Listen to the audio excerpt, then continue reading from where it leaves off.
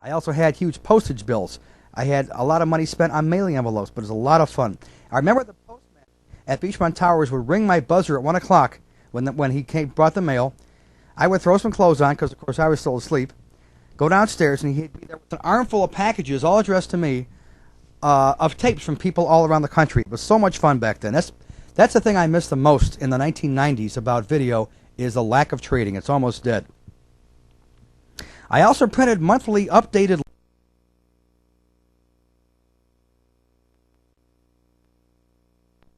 I had no HBO, Showtime, whatever.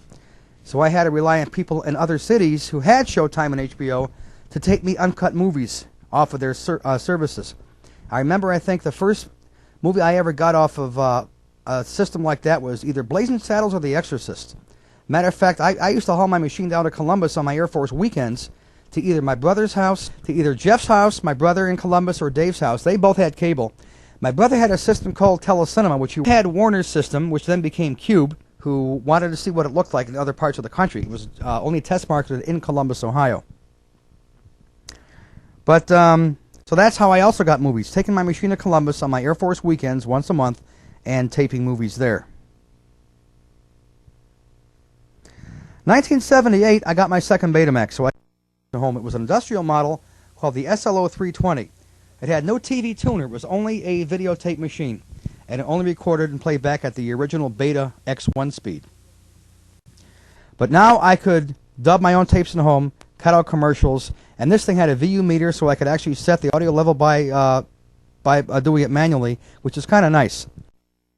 This machine I opened on camera. At that time, Gary and I had bought for $150 a very well-used Ikegami surveillance camera. Had no zoom lens, no nothing. It was a very cheap black and white camera. We put in $75 a piece. I got it from some guy in Mississippi, I think. And we actually pointed the camera at me, cutting open the box of this Betamax, this SLO 320, and putting it on the shelf next to my original SL 7200. And that was the first time that I ever opened a VCR on tape, but it wasn't the last. I've done it a lot since then. At that time, Gary and I were doing so much dubbing for people, we actually began something which never really existed, called the Betamax Dubbing Service. 1978, I also took an extended summer video vacation. I went to Detroit to meet a good friend named Art Volo, who will be probably one of 3 people to ever see this tape, who I still am friends with. Went to St. Louis to see a bunch of video collectors, and then on the way back to Ohio, but I had the video vacation on video as well. I took that piece of junk, black and white Ikegami camera with me, and dubbed tapes like crazy, got very little sleep that week, and I drove my 75 Grand Am back then, and a lot of fun. In the fall of that year, I taped my first wedding. My friend Mud, who was a photographer at my own wedding 2 years later, got married, and I taped in black and white. I think he had or borrowed a Sony black and white camera, and I taped his wedding. Still have parts of that on video to this day. Over the years, and beginning back in this era, 78, 79, I met a lot of people through video. Most of them were kind of fleeting. They were trading tapes with me for a year or two and just kind of vanished. But a few of them I've kept in touch with over the years, and I've actually gotten close to a few of them. So anyway, I have made some lasting friendships due to the hobby of video over the years.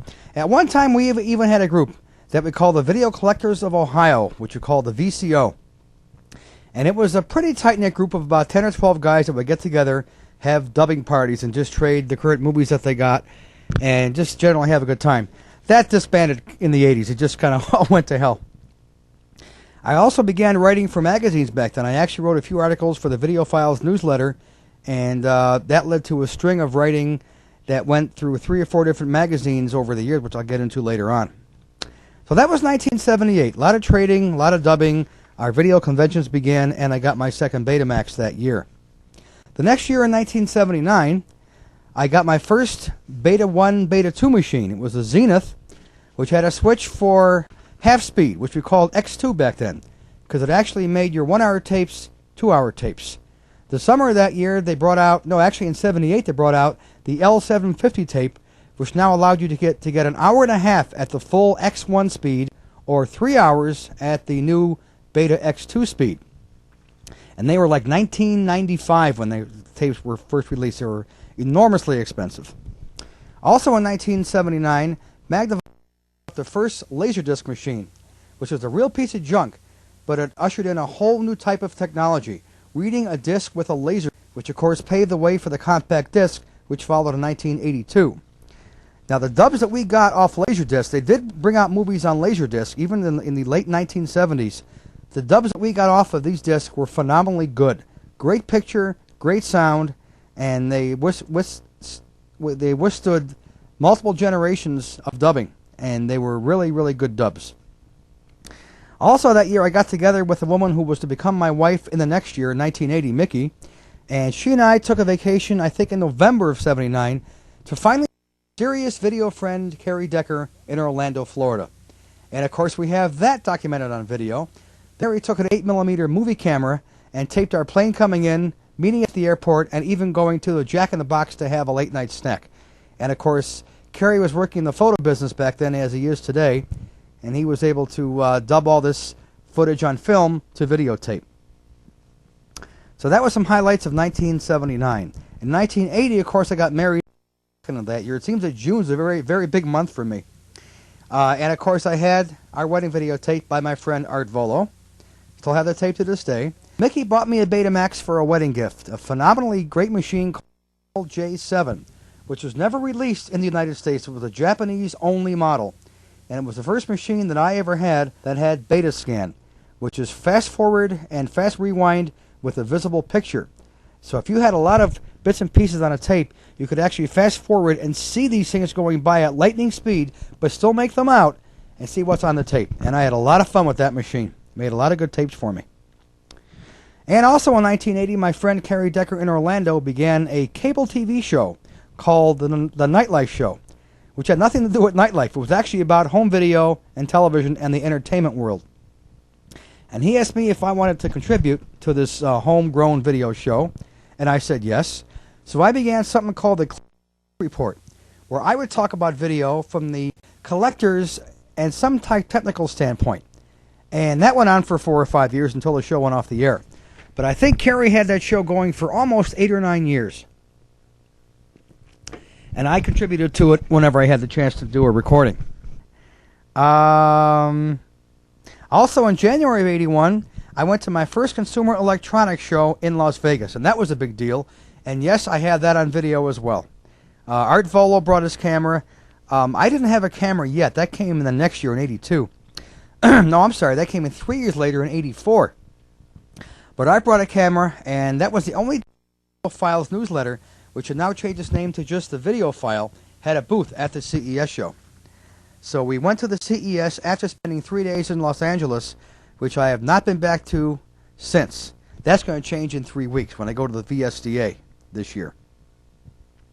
At that trip in LA, I found Mark Wheelage in person. That was also a big deal. And it was also about this time that Beta began to dwindle in sales, mainly due to poor marketing and the fact that VHS was already on board, firmly entrenched, was made by many, many more manufacturers than Beta, and VHS offered a 6-hour tape as opposed to what Sony now had in the Beta format as a 5-hour tape. So Beta's market share was going downhill fast. That was in 1981. 1982, my trading actually began to slow down. I was getting more. I already had most of the old TV shows I was looking for that I had not seen since the 50s, 60s, and the early 70s. Things like The Time Tunnel, The Outer Limits, The Twilight Zone, Superman, Mission Impossible, The Invaders. All the shows I didn't see in Cleveland since they were broadcast, I would now had on videotape thanks to the efforts and the generosity of many people around the country. So trading began to slow down. Video stores are springing up all over America. Video stores were getting very, very popular. And it was also getting harder and harder to find pre-recorded titles in the Beta format.